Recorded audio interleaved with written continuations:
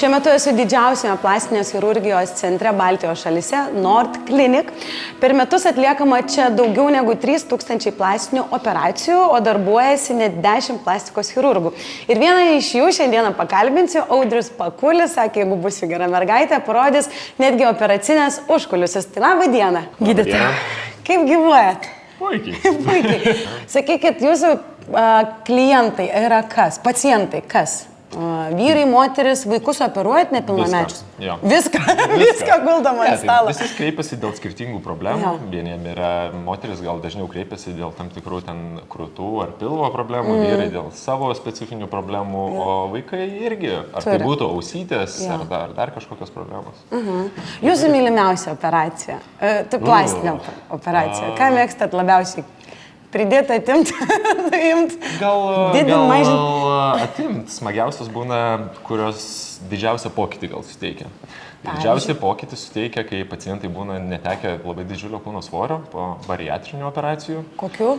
Bariatrinės. Tai yra vadinamas visokios skrandžio operacijos, kai yra sumažinamas skrandis ar kitaip pakeičiama visa sistema ir po tų operacijų netenkamas didelis kūno svoris. Taip, ir ką jūs tada darot? O tada, yra tokie mūsų vadinami didžiuliai projektai ir atliekamas didelės apimties operacijos, bet jų metu labai didelis pokytis vyksta. Tai smagu žiūrėti. Ir paskui šaliuoja laimingi pacientai. Mes labai tikimės, kad iš karto po operacijos jie šaliuotų taip labai greitai. O sakykit, lietuviai daugiausiai, ar turite ir užsieniečių pacientų? Ne, tai gal pas mus klinikoje dauguma yra užsienio pacientų. Rimtai? Jo. O, iš kokių šalių atvyksta? Tai iš Didžiosios Britanijos, Airijos, Škotijos, Norvegijos, Danijos. Šiauriečiai, ne? Jo, daugiausiai. Neršia. O kokias jie darosi operacijas dažniausiai? Visas tas pačias, ar tai lietuvis, ar užsienietis, iš esmės tai tų operacijų pasirinkimai ar norai dažniausiai nelabai skiriasi. Okay. Tai gal aprodysit kliniką? Keliaujam tada į kabinetą, kur prasideda viskas pas mus dažniausiai nuo konsultacijų. Taip.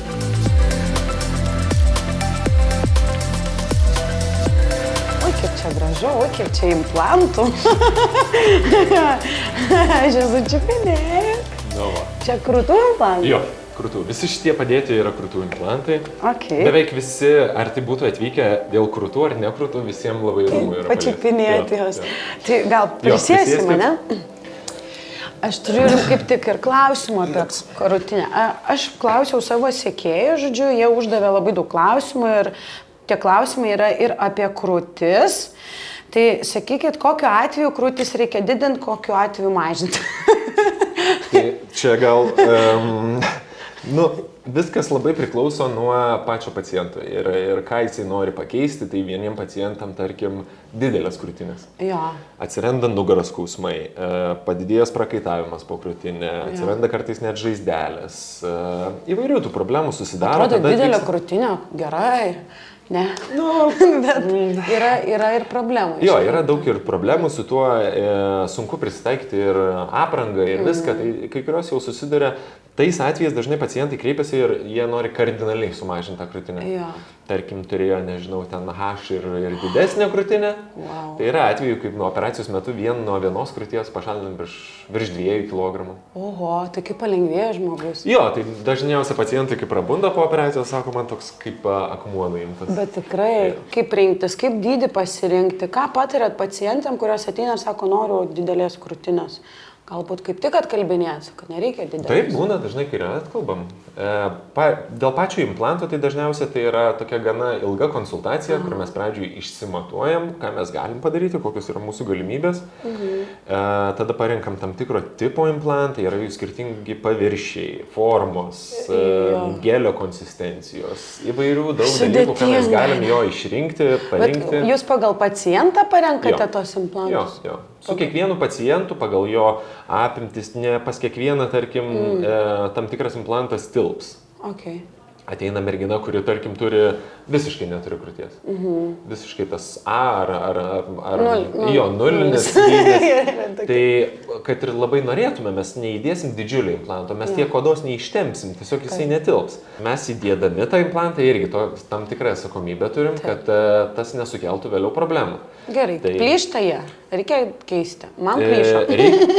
Plyšta. Bet nauji implantai aš jį galiu paimti, dar galiu persukti. ir jisai vėl normalus. Ir nieko, ne? Ir nieko. Tai dabar jau jie yra, kaip sakant, visam gyvenimui? Galima ir taip sakyti, bet juos reikia prižiūrėti. Tai kas tas prižiūrėti, juos reikia pasitikrinti. Kas metus reikia pasitikrinti. Masažuoti. Galima masažuoti. Vyro reikia pabrėžti. Reikia vyro.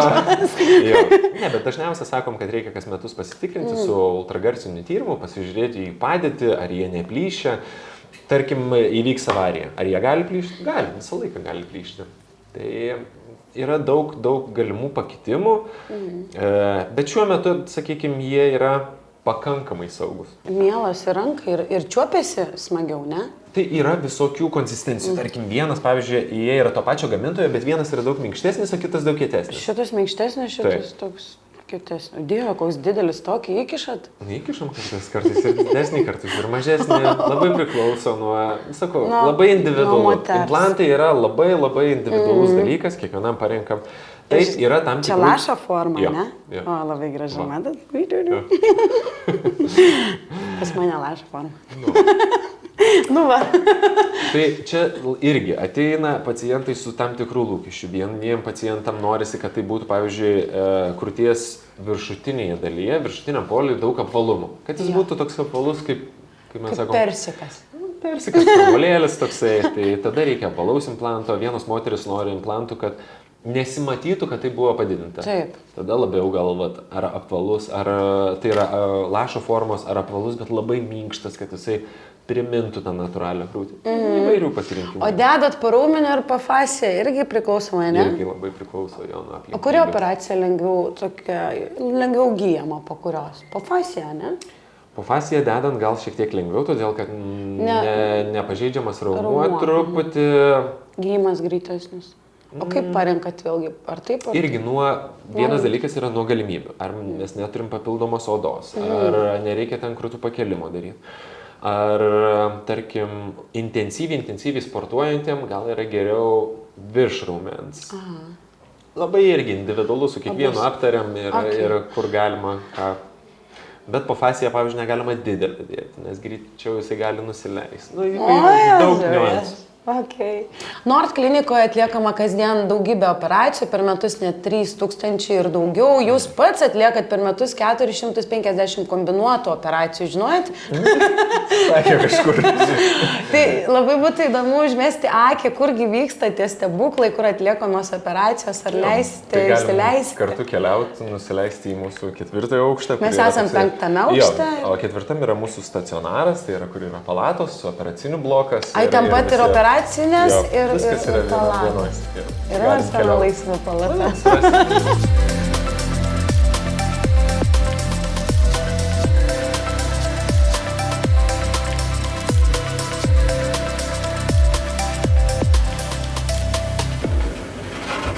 Nord klinikoje vyksta siurprizai, magija. Sakykit, gydytojau, dar turiu vieną klausimą iš savo sekėjų. Ką reikėtų žinoti apie pilvo plastiką? Ar galimas pilvo raumenų susiuvimas kažkokiu tai laparoskopu? Kas tai? Įmanomas, tai atlieka pas mus bendrieji chirurgai tokią procedūrą, kai yra pilvo raumenų, tas prasiskyrimas susiūnamas laparoskopiniu būdu. Čia lazeris? Ne lazeris, tai yra tam tikra kamera, galim sakyti, kurią įveda po odą. Taip yra sudaromi tik nedideli, apie centimetro, pusantro centimetro pjūviai. Ir per tuos pjūvelius galima sutvarkyti, susiūti tuos raumenys. Tai yra labai nedideli pjūveliai, bet tos operacijos metu galim susiūti raumenis, bet negalim pašalinti laisvos odos. Tik susitvirtina tenai, bet vis tiek kabo. Ką turim suprasti, kad tas padeda žmonėm, kurie turi tik tai raumenų prasiskyrimą, bet neturi laisvos odos. Tuo atveju, tai yra tokia labai siaura niša, gal galim sakyti. Nedaug tokių yra pacienčių, kurios yra kūdos, neturi laisvos odos, bet turi biškį prasiskyrusius raumenis. Aš turiu klausimą dar vieną. Čia jau pacienčių daugiau, aš taip suprantu, atlikti. Ar galima atlikti riebalų nusiurbimo operaciją, ar pilvo plastiką į KMI yra normalus? Tai galima. visą laiką galima tą pilvo plastiką atlikti, net ir su didesniu. Tik tai mes turim suprasti, kad O kas tai yra čia kūno masė? Jo, tai kūno masės indeksas, tai yra toks indeksas suskaičiuojamas iš ūgio ir svorio. Mes gauname skaičių, kuris nurodo, ar mes esam normalaus sudėjimo, ar yra viršsvoris, ar yra nutukimas, ar mes kaip tik nepakankamo kūno svorio.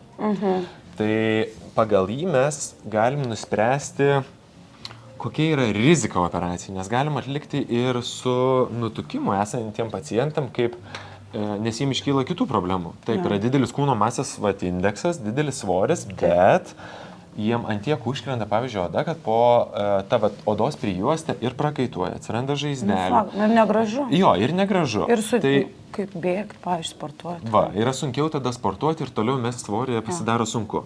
Tai tais atvejais mes galim, bet su pacientais aptariam, kad rizika operacijos yra didesnė. Kuo didesnis svoris, tuo sunkiau organizmui sugyti. Didesnis paviršaus plotas ir žaizda ilgesnė ir viduje mes turim daugiau manipulacijų. Tai tiesiog, kad mes tas kūno masės svoris, taip, idealus atlikti operacijai. Dažniausiai mes sakom, kad neturėtų viršyti 28. O šiaip rezimuojant nereikėtų laukti, kol labai būsi storas. Kaip čia dabar reikėtų, jeigu jau sustorėjai truputėlį, tai jau ateikit anksčiau. Galima ir mažesnė rizika. Mažesnė šiek tiek rizika, bet, kaip nelaukit, kol bus didelis KMI. Bet, kaip pasakyti, daug yra tų pacientų, kurių yra šiek tiek didesnis tas KMI. Tai mes daugeliu atveju, mes sprendžiam turbūt net ne tai, kad estetinė problema, o ypatingai su didesniu, tai yra susidarint, kai sakiau, prašutimai, prakaitavimai, sunku parinkti tos drabužius, viską. Įvairius kitas problemas, kurios iškyla iš to. O kas yra diastazė? Diastazė tai yra toksai vadinamas pilvo raumenų prasiskirimas. Tai pas mus tarp pilvo raumenų yra toks kaip gumos gabalėlis, galim įsivaizduoti, kuris gali prasiplėsti ir susitraukti. Po nėštumo tas tarpelis atsiranda šiek tiek didesnis. Bet tik po nėštumo ir vyrams tai būna, ar ne, tik moteriam? Esant labai dideliam kūno svoriui, vien dėl to augančio pilvo irgi gali prasiskirti. Bet, retesnis toks atvejis, bet irgi, ar vyras, ar moteris, ar tai bus dėl svorio, ar po nėštumo. Tiesiog nėštumas yra, moterim dažnai pasitaiko, moteris, kad atvyksta po nėštumo ir sako, prieš tai turėjau plokščią pilvą, dabar tas pilvukas vien dėl to, kad atsirado didesnis tarpas, jisai toks, iškilęs. Tai pilvo plastikos metu mes ne tik pašalinam tą laisvą odą, bet ir galim susiūti tos raumenis. Ir visam laikui išlieka? Ar galim sportuoti? Galima ir sportuoti, viską, bet jeigu, pavyzdžiui, vėl bus nėštumas, jie gali vėl prasiskirti. Žodžiu. Kada yra nepatariama, negalima daryti krūtų ir pilvo plastikos? Čia, kaip suprantu, kombinuotos galima? Ar galima, tai, kaip pasakyti, čia irgi individualiai pagal tiek ir kūno masės indeksą parenkam, tiek ir pagal sveikatos visą anketą. Tai yra, ar pacientas turi kažkokį gretutinių ligų, ar vartoja kažkokių vaistų, pagal jo amžių. Įvairiai, su kiekvienu, sakau, čia yra toksai dalykas, kurį mes aptariam konsultacijos metu, kiek maksimaliai mes galim padaryti vienos operacijos metu. Tai su vienais būna daugiau, su kitais mažiau. Dažnos yra kombinuotos operacijos, tai nesinori labai dažnas, ne? Dažniausiai. Žodžiu, atvyksta pacientas, noriu didesnių krūtų arba mažesnių ir tada plokščią pilvą, ne? Galim, galim. Tai yra vienas dažniausių pasitaikančių jo kombinacijų, tai dabar gal čia marketingų iš populiarus toksai pasakymas, mommy makeover. Girdėjau. Tai yra, kai yra kombinuojama krūtų kažkokia operacija kartu su pilvo ir tam tikrom ten, tarkim, riebalų nusiurbimo procedūrom arba persodinimais riebalų. Viena narkozė ir viskas. Viena narkozė. Na gerai. Tai kur čia jūs operuojate žmonės? Galima pradžioj užeiti į palatą.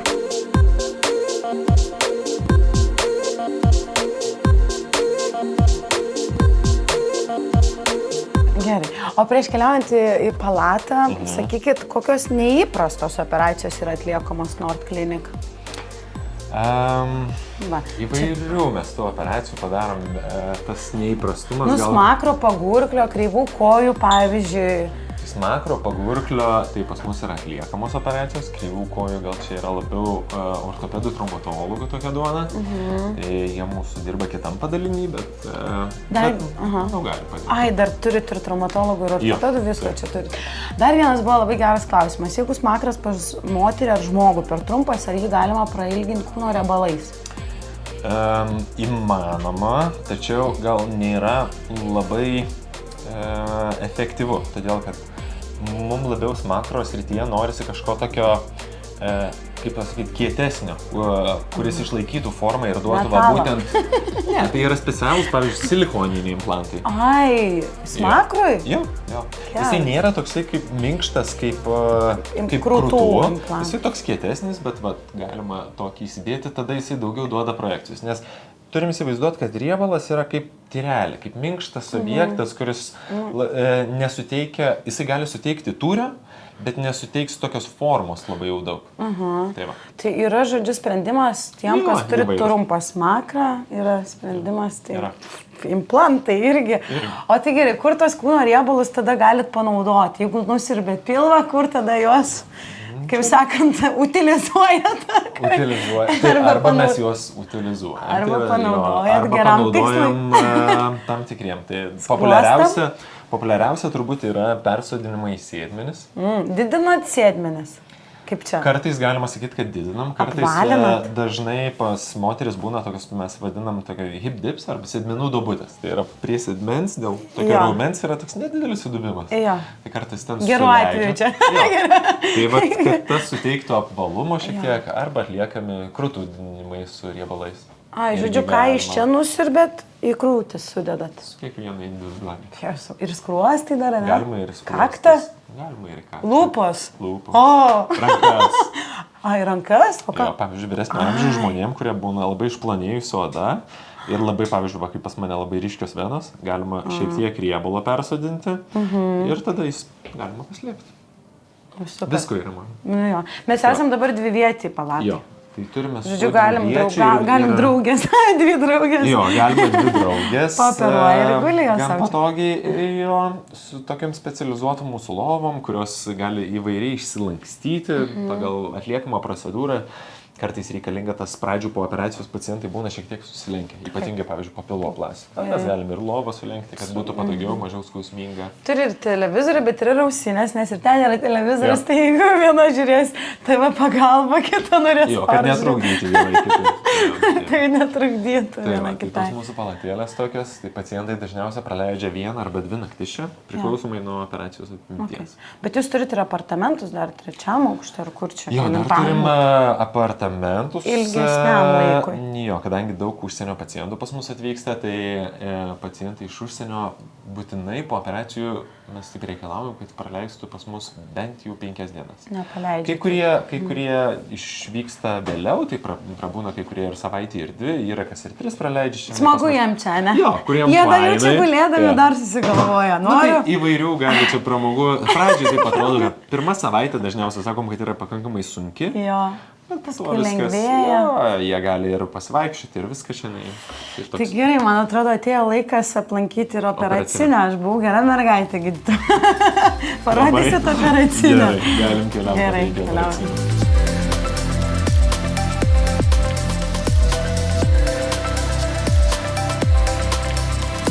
Mes jau prie operacinės sustavome. Čia mūsų yra operacinis blokas. Turime čia viduje 6 operacinės. Dalyje iš jų dabar vyksta operacijų, tai mes pabandysim į tuščią gal pradžią. Gal pabandykim, gal nebandykim, o į tuščią. Į tuščią. Galim užėjti čia. Mūsų nemažas, tas operacinis blokas.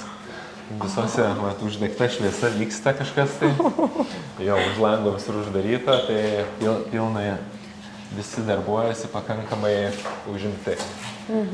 Tai, o mes keliausim mes į 5 operacinę. O, va čia vyksta šiuo metu, žiūrėkit, krūtų mažinimas, apatinio pilvo dalies odos šalinimo operacija, pilvo plastikos operacija, mastektomija. Taip.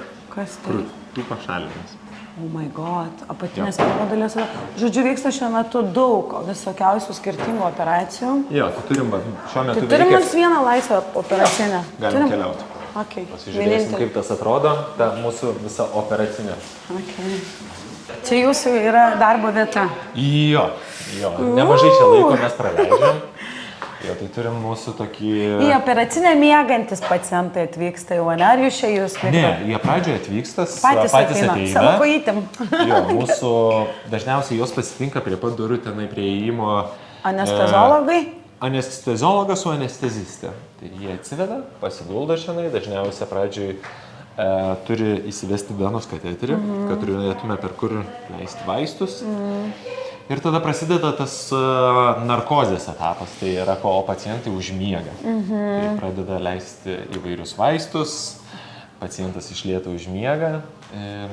Panyra į smagų transą. Ir tada prasideda jau mūsų visą šou. Tai... Tai čia būna nemažai žmonių būna.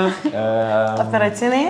Okay. Jo, tai mes turim bent jau anesteziologą, anestezistę, turim instrumentatorę, tai slaugytoja, kuri padeda mums operacijos metu, tai yra padavinėja instrumentus, siūlus, viską, tada būnu aš, tarkim, ir dažniausiai būna vienas asistentas. Tai jaunesnis gydytojas, kuris kartu prisijungia ir mums padeda tam tikrus tenai etapus padaryti operacijų.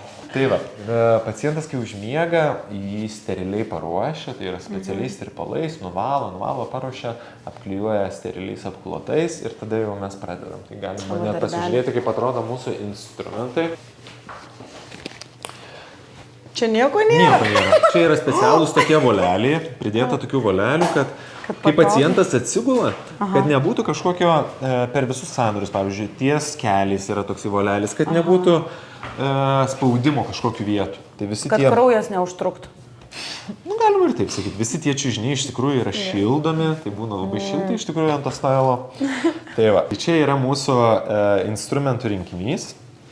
Jie būna steriliai supakuoti. O čia jų tiek daug? Jo, nemažas tas rinkinys, šitas yra skirtas nosies plastiniai operacijai. Nosies? Ką tai reiškia? Ką, didint, mažint, tiesint? Tai va, dėl skirtingų problemų žmonės kreipiasi. Vieni kreipiasi dėl, tarkim, estetinių. Nepatinka nosies, nežinau, išvaizda, kaip galiukas atrodo, ar yra nosies kuprelė. Arba yra kvėpavimo problemos. Tai mes sakom, kad yra funkcinės problemos, kai žmogus, pavyzdžiui, neprakvėpuoja. Aš žinau, vienas plastikos chirurgas man pasako, kad nešėsi moteris mano nuotrauką nosies. O. Taip, sakė, dariau tavo nosį. Labai fain. Labai. Tai va. Labai. Mūsų instrumentatorės, aišku, jos būna jau steriliai apsirengusios viską. Jom atplėšia tos instrumentus. Jie yra specialiai supakuoti taip, kad juos galima išsivinioti, atsidaryti. Ir ten. Yra specialiai palikta, patraukia, atsidaro. Ir tada vidinis rinkinys jau yra sterilus. Tada žmogus jau pasiruošęs ir steriliai apsirengęs, tik tada jau jisai tik tai atidaro šitus sluoksnius. Tai jau šitą išnaudosim, jau keliausiai sterilizacija. Jo, jisai jau bus sterilizuojamas iš naujo visas. Tai va. O viduje turim įvairių ir gražių ir negražių. Jums čia yra, kuris jums gražus gydytojau? Nu, žiūrėjau, pavyzdžiui, auksinis toksai. Oi, koks gražus, čia laužyt nosį. Ne, iš tikrųjų yra toksai, galiu papalėjęs piškelį, jisai yra kaip dildė. Tai yra specialiai arba kaului, arba kremzlį sulyginti skirtas. Oi, kas gražus. Tada turim fainą plaktuką. Eik tu savo, nelabai. Kodėl ne? Nu ką, aš žinau, ką su juo jūs darot, o čia jau laužote, ne? Jo, su juo mes laužom. Turim specialius kaltukus, su kuriais įsiremiam. Į ką įsiremiat? Į kaulą, kurį toj vietoj, kur norim sulaužyti. Tada duodam šitą asistentui. Ai, tai jisai jau čia tą darbą. Ne, jisai tik tai kalą. Ir mes sakom, tuk, ir jisai. Tuk. Kokia morzės abėcėlė. Jo, tai visokių įvairių yra instrumentų, plėtiklių, datkočių, piano, pincetų įvairių. O šitie šiaip bliudelį. Yra... Ne tam. Ne tam? Ai, čia prašau, gydytojai. Tai įvairių reikia skysčių mum operacijos metu. Tai... O koksai mielas. Taip. Kam šitas? Ir praplėsiu. Jo. Nosiai? Taip, plėtiklis, kur... Nu, gal ne taip, bet... Ne taip? Panašiai. Turime... Ot padaryčiau operaciją. Jo. Turim specialią, Rezultatas tokią būtų kaip įdomus. pjaustimo lentelę specialią. Pjaustymą. Taip? Taip. Ir ką čia pjaustat? Kremzlę. Kremzlę. Aha.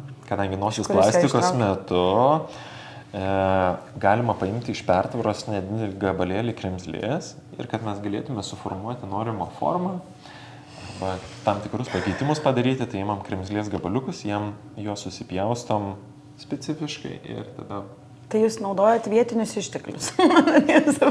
stengiamės. Stengiatės. Sudėtingais atvejais, tai va, kolegos mano gal labiau specializuojasi į tą, bet sudėtingais atvejais, kai reikalinga daryti tokios nosies rekonstrukcijos, tai netgi darom pjuvelį ties šonkulį ir paimam iš šonkulio gabaliuką kremzlės. Tada su juo turim tokios vadinamos statybinės medžiagos. Jau turit randat, žodžiu, kas ieško tos randa, aš taip suprantu. Bet jūs kalbate apie visą tai su didžiuliu tokiu, nežinau, su didžiulė laimė. Jums patinka tai, ką darot? Aš matau, jūs labai esat savo vietoj, ne? Kai sakau, mes savo vietoj, tai kai mes dirbam. Visa, kas yra už operacinės, tai mums yra toksai, mes mieliau būtume tik operacinės. Daug lengviau, ramiau, mes čia mūsų pasaulėlis toksai. Mes pasileidžiam muziką, kokią norim, iš tikrųjų spintoje paslėptas yra. Mes užsistatom savo muziką ir savo ramiai darbuojasi. Visas pasaulėlis nemaišo, mes susikoncentravę į savo darbus, ką norim pasiekti. Čia, kai sakau, kiekvienam yra savo.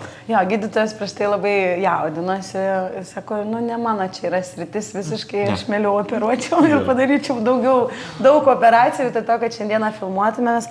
Ačiū Jums, gydytojau, už tokią įsamią paskaitą, už tiek daug žinių, už atsakytus klausimus mano followeriams Instagramo ir ne tik, tai dar žinau, kad turi didžiulę ir gražią terasą. Tai galim jau kilti į viršų, iš tikrųjų daug sužinom ir dar paklausiu keletą klausimų jau iš terasos. Susirenkam savo žaislus.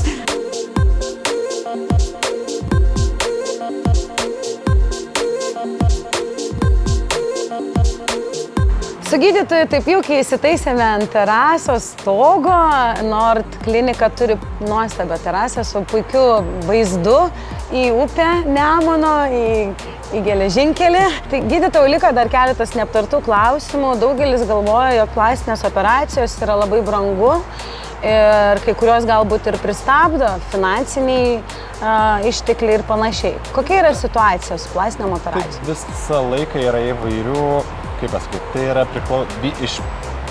pirmas yra tas, kad priklauso, ar mes darom tą plastinę operaciją dėl kažkokios tai problemos ir ligos, ar ne. Tada yra viena situacija, tada yra dėl, sakykime, grožio tikslais. Tik tai, kai darom, tai tuo atveju ta operacija gal tampa šiek tiek brangesnė, nes tais atvejais reikalinga už tas procedūras susimokėti ir tą PVM mokestį.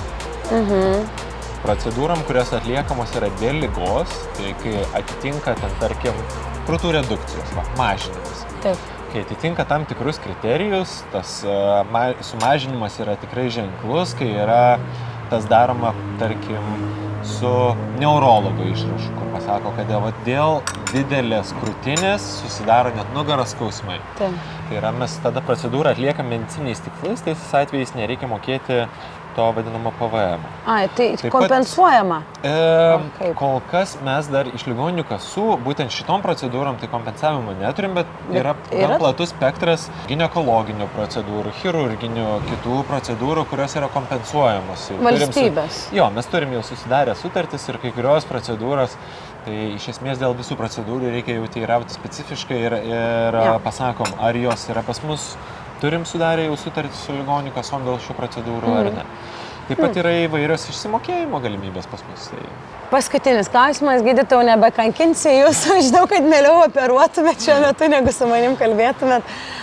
Tendencijos, ar egzistuoja, ar vyrauja kažkokios mados, nežinau, kas yra dabar on top plastinių operacijų, žodžiu, viršuje. Gal tos tendencijos, patys operacijų tipai, sakykime, gal jie baisiai nesiskiria. Visą laiką atsiranda kažkokių gal naujienų.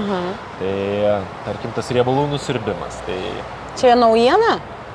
Ne, bet kaip jisai atliekamas? Yra daug įvairių ir naujų dalykų. Tai įvairių aparatų, kurie padeda tą liposukciją atlikti. Tos riebalus palengvina pačią operaciją. Kai kurie iš tų aparatų, tarkim, turim tokį aparatą vadinamas veizeris. Tai jisai, galima sakyti, ultragarso pagalbos lengviau suskaldo tos riebalus ir šiek tiek skatina gijimą ir odos susitraukimą. Pagrindinis, kai sakau, mūsų kas yra tas klientas, pagrindinis, tai turbūt yra vis tiek grožio. Ne tai, kad grožio, bet tai yra kaip tik, daugelis tikisi atėję į kliniką pamatyti, kad tai aplinkui sėdi daug jaunų, gražių mergaičių.